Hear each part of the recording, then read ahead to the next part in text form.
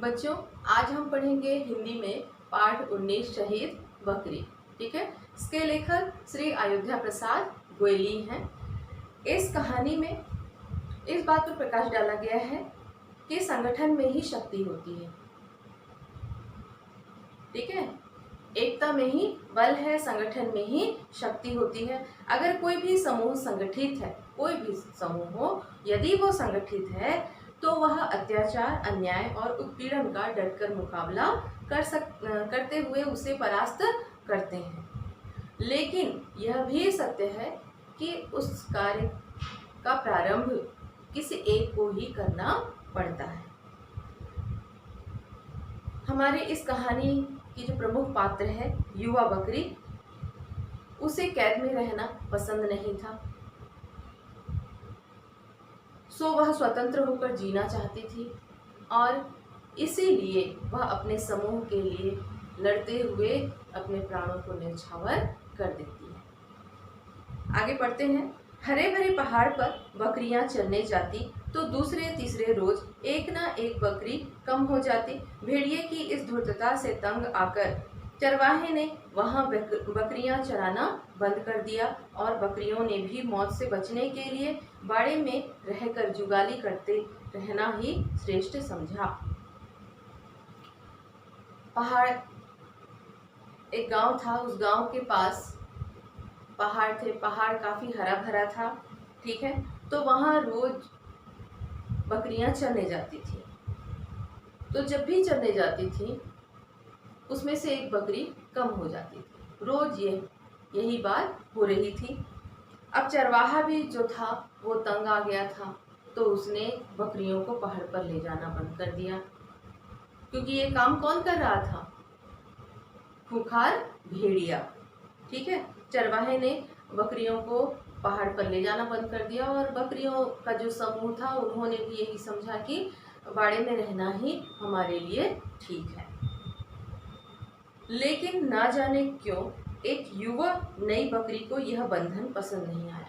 उसी समूह में से एक युवा बकरी जो है, उसको ये बंधन जो है बाड़े में रहकर जुगाली करते रहना, ये बंधन उसे पसंद नहीं आया। अत्याचारी से यूं कब तक प्राणों की रक्षा की जा सकेगी? उसके मन में आया कि हम लोग कब तक ऐसे बाड़े में बंद रहेंगे।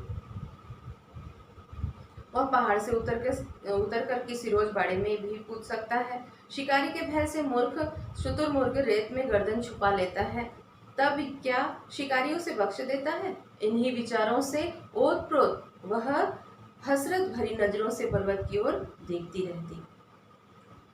उसके मन में यह बात आई कि क्या भेड़िया जो है वो बाड़े में नहीं आएगा? पहाड़ से उतरकर नीचे भी तो आ सकता है, बाड़े में भी कूद सकता है, तो फिर यहाँ रहना कैसे सुरक्षित हुआ? उसके दिमाग में और एक बात आई कि क्या भय से जो शुतुरमुर्ग है वो रेत में अपने सिर को छुपा लेता है और सोचता है कि वह शिकारी से बच गया है, किंतु क्या शिकारी उसे छोड़ देता है? तो यही बात उसके दिमाग में चल रही थी कि हम लोग यहाँ भी सुरक्षित नहीं है। इससे अच्छा तो है कि हम डटकर उसका मुकाबला करें।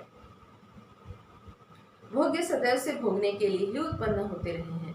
भेड़िए के मुंह हमारा खून लग चुका है, वह अपनी आदत से कभी बाज नहीं आएगा।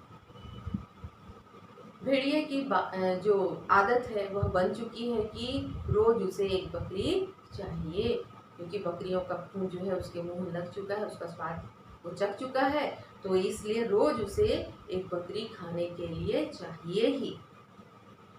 तो बकरी कहती है कि उसकी आदत बन चुकी है, सो हमें बख्शेगा नहीं। लेकिन नई युवा बकरी तो भेड़िए के मुंह में लगे खून को देखना चाहती थी। लेकिन नई युवा बकरी जो है, जो उनके जो समूह के साथी मारे गए थे उनका बदला लेना चाहती थी, उसके मुंह में खून देखना चाहती थी, उसे भी उस चोट और पीड़ा क्या होती है इस बात का एहसास दिलाना चाहती थी। वह किस तरह छटपटाता है यह करतब देखने की उसकी लालसा बलवती होती गई। किसकी? नई युवा बकरी की। आखिर एक रोज मौका पाकर बाड़े से वह निकल भागी और पर्वत पर चढ़कर स्वच्छंद विचरती कूदती फांदती दिन भर पहाड़ पर चढ़ती रही। मनमानी कुलेलें करती रही। भेड़िए को देखने की उसे उत्सुकता भी बनी रही, परंतु उसके दर्शन न हुए। नई युवा बकरी जो है, छोटी सी बकरी, वह बाड़े से निकलकर पहाड़ पर चली गई। वह दिन भर स्वतंत्र होकर घास चरती रही, बहुत खुश थी और वह चाहती थी कि भेड़िए के दर्शन भी हो उसे, किंतु दर्शन नहीं हुए थे। चुटपुटा होने पर लाचार जब वह नीचे उतरने को बाध्य हुई, काफी समय तक उसने भेड़िया का इंतजार किया। हो सकता है भेड़िया आए उसके पास और वह अपने साथियों का बदला ले, यह मन में उसने ठानी थी। किंतु शाम हो गए थे और वह भेड़िया दर्शन ही नहीं दिया, उसके सामने दिखा ही नहीं। तो जो युवा बकरी थी वह पहाड़ से नीचे उतरने लगी। रास्ते में दबे पांव भेड़िया आता हुआ दिखाई दिया। वह उतर रही थी कि रास्ते में उसे अचानक कौन दिखा? भेड़िया दिखा, वो भी दबे पांव उसकी ओर बढ़ रहा था। उसकी रक्तरंजित आंखें, लपलपाती जीभ और आक्रमणकारी चाल से वह सब कुछ समझ गई थी। भेड़िए की चाल, उसकी लाल लाल आंखें और उसकी जीभ जो लपलपा रही थी, उन सारे उसकी जो हरकतें थी, किसकी? भेड़िए की। उसकी हरकतों को देखकर बकरी समझ गई थी कि वह मुझ पर हमला करने वाला है। भेड़िया मुस्कुराकर बोला, किंतु भेड़िया युवा बकरी को बोला, क्या बोला? भी मुस्कुराकर बोलता है, तुम बहुत सुंदर हो और प्यारी प्यारी मालूम होती है। मुझे तुम्हारी जैसी साथियों की आवश्यकता थी। मैं कई रोज से अकेलापन महसूस कर रहा था। आओ तनिक साथ साथ पर्वतराज की सैर करें। भेड़िया कहता है कि अरे वो बकरी, तुम बहुत ही सुंदर हो और प्यारी हो, मुझे तुम्हारी जैसी साथी की आवश्यकता थी। आओ तुम और हम क्या करें? पर्वतराज की सैर करें। बकरी को भेड़िए की बकवास सुनने का अवसर न था। उसने तनिक पीछे हटकर इतने जोर से टक्कर मारी कि असावधान भेड़िया संभल ना सका। यदि बीच का भारी पत्थर उसे सहारा ना देता तो औंधे मुंह नीचे गिर गया होता। बकरी के पास समय ही नहीं था कि उसकी बकवास बातों को सुने, भेड़िए के बकवास बातों को सुने। बकरी थोड़ा सा पीछे हटती है और उसके बाद काफी जोर से भेड़िए को टक्कर मारती है। भेड़िया असावधान भेड़िया था, भेड़िया को कहाँ से डर लगेगा वो छोटी सी बकरी से। तो भेड़िया जो था वो असावधान था और जैसे ही उसको टक्कर लगा, किसका? नई युवा बकरी का धक्का लगा, वह दूर छिटक कर जा गिरा। यदि बीच में एक बड़ा पत्थर ना आया होता तो भेड़िया जो है वो डायरेक्ट सीधे सीधे कहाँ गिर जाता? नीचे, पहाड़ से नीचे गिर जाता। भेड़िए की जिंदगी में यह पहला अवसर था और यह मार जो खाया था भेड़िया युवा बकरी से, यह पहला अवसर था। वह किंकर विमूढ़ सा हो गया, उसे कुछ समझ में नहीं आया। उसके चारों खाने चित्त हो गए थे। टक्कर खाकर अभी वह संभल भी ना पाया था कि बकरी के पैने सींग उसके सीने में इतने जोर से लगे कि वह चीख उठा। जैसे ही वह संभलना चाहा, फिर दोबारा से हमला किया। किसने? बकरी ने। और उसने अपने सींगों को किसके सीने में चुभा दिया? भेड़िए के सीने में चुभा दिया और भेड़िया पीड़ा से, दर्द से चीख उठा। छत सीने से लहू की बहती धार देख भेड़िए के पांव उखड़ गए, मगर एक निरीह बकरी के आगे भाग खड़ा होना उसे कुछ जचा नहीं। वह भी साहस बटोर कर पूरे वेग से झपटा। बकरी तो पहले से ही सावधान थी। वह कतराकर एक ओर हट गई और भेड़िए का सिर दरख्त से टकराकर लहूलुहान हो गया। छोटी सी बकरी से मार खाना भेड़िए को अपमानित सा लगा, अच्छा नहीं लगा। वहाँ से उसे चोट तो लगी थी, गहरी चोट लगी थी, ठीक है, किंतु वहाँ से उसे भागना उचित नहीं लगा और उसने भी बकरी पर हमला किया, लेकिन बकरी तो पहले से सावधान थी। सो जैसे ही उस पर झपटा मारता है वह हट जाती है और भेड़िया जाकर एक पत्थर से टकराता है। फिर से वह लहूलुहान हो जाता है। लहू को देखकर अब भेड़िया के लहू में उबाल आ गया। अब उसके शरीर से बहते रक्त को देखकर और उसे गुस्सा आने लगा कि वह जी जान से बकरी के ऊपर टूट पड़ा और अब दोबारा जो उसने आक्रमण किया किस पर, बकरी पर, उसने पूरी ताकत लगा दी और बकरी के ऊपर टूट पड़ा। अकेली बकरी उसका कब तक मुकाबला करती। वह उसके दांव पेच देखने की लालसा और अपने अरमान पूरे कर चुकी थी। उसने अपने साथियों का बदला लेना चाहा था, सो अपना बदला ले चुकी थी और भेड़िया को तड़पते देखना चाहती थी। उसके शरीर में भी बहते रक्त को देखना चाहती थी, सो उसने अपनी इच्छा पूरी कर चुकी थी।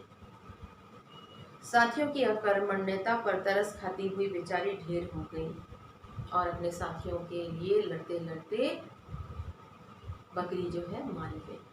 पेड़ पर बैठे हुए तोते ने मुस्कुराकर मैना से पूछा, भेड़िए से भिड़कर भला बकरी को क्या मिला। ये दृश्य कौन देख रहे थे, एक तोता और मैना। तो तोता मुस्कुराकर मैना से कहता है कि निर्बल जो बकरी थी और बलवान भेड़िया था, तो भला उस बकरी को भेड़िए से भिड़कर क्या मिला।